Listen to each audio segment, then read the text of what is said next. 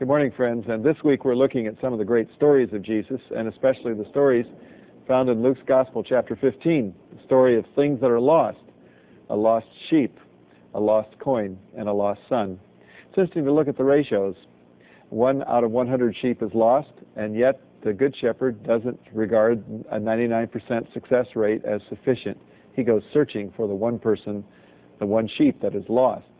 Jesus tells the story to tell us how much we are loved of God, that no matter how many persons are in God's family through Jesus Christ, He is looking still for the one who is not in the family.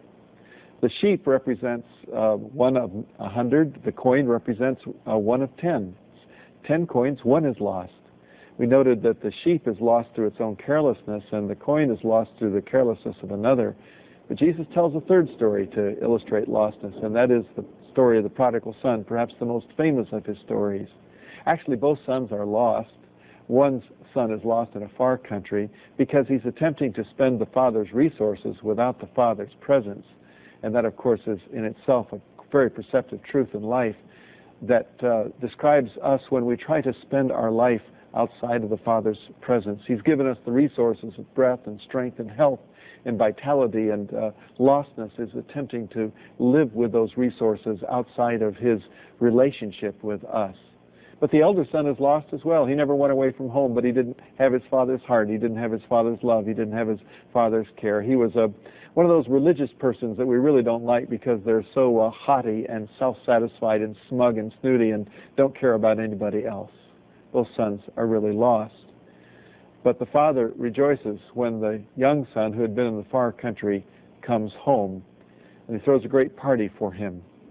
And this is Jesus' way of saying how much we are welcomed into God's presence when we come to saving faith in Him. This is why Jesus Christ came into this world. He said, "I've come to seek and to save the lost." We perhaps remember the great film that was made of the life of Oskar Schindler called Schindler's List. It was during World War II that over 1,300 Jewish persons from 1939 to 1945 that were saved by Oskar Schindler. He employed them in his factory. He had a list of his employees, and everyone that was on that list was saved.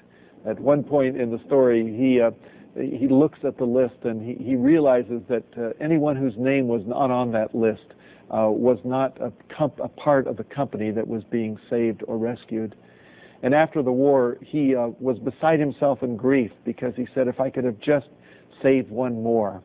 I've been at Yad Vashem in Israel and seen the tree that was planted in his honor at the Holocaust Museum, the tree of the righteous Gentile, the person who didn't stop going until he had saved everyone that he could. In the same way, the Lord has come on a rescue operation at the cross of Jesus Christ. He has given His life for us and offered us salvation, and He rejoices when we come to Him in faith.